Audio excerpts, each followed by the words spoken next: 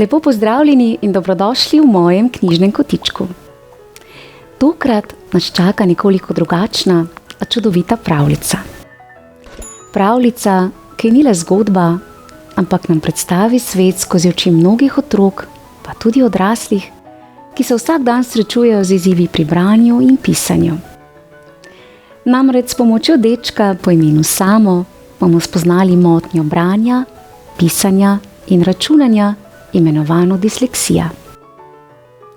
Predlagam, da se udobno namestimo in prisluhnemo pravljici, nastali izpod peresa odlične slovenske pisateljice Heline Kraljič z naslovom Imam disleksijo.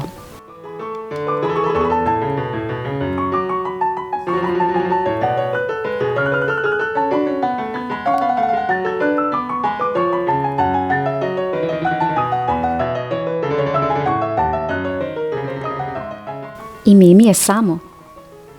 Rad rišem, rad pojem, rad ustvarjam in rad hodim v šolo. Ne maram računati, ne maram brati in ne maram pisati. Pravijo, da je za to kriv 6. kromosom, nekakšen gen, ki vpliva, da se disleksija pojavi. Tega ne razumem čisto dobro. Vem le, da tudi moja mami ni rada brala, ko je bila mlada.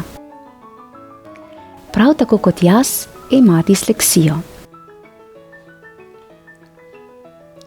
Velikokrat zamenjam levo in desno stran. Zato mi je babica naredila copate. Na levem copatu je narisan obraz miške, na desnem pa mačke. Očka imam zelo rad. Rad bere z mano. Čeprav namesto pšenica preberem špenica, namesto makaroni kamaroni, namesto palačinke čalapinke, namesto lokomotiva kolomotiva. Čokolada pa je lokočada. Leva polobla možganov mi dela težave pri branju, pisanju in računanju. Kadar sem zaradi tega žalosten, se spomnim, kaj mi je povedala teta. Disleksijo sta imela voditelja Winston Churchill in George Washington. Disleksijo sta imela znanstvenika Thomas Edison in Michael Faraday.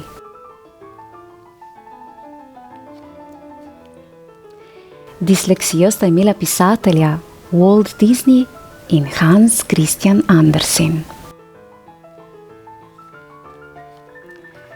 Disleksijo sta imela slikarja Michelangelo in Leonardo da Vinci. Disleksijo imate igralca Tom Cruise in Leonardo DiCaprio. In disleksijo ima celo slavni kuhar Jamie Oliver. Sami slavni ljudje. Ljudje, ki jih pozna ves svet. Torej, imam tudi jaz vse možnosti, da postanem nekdo, na kogar bodo ponosni. Ja. In še res je. Bravo, Samo. Vse pohvale za vztrajnost ter pozitivne misli.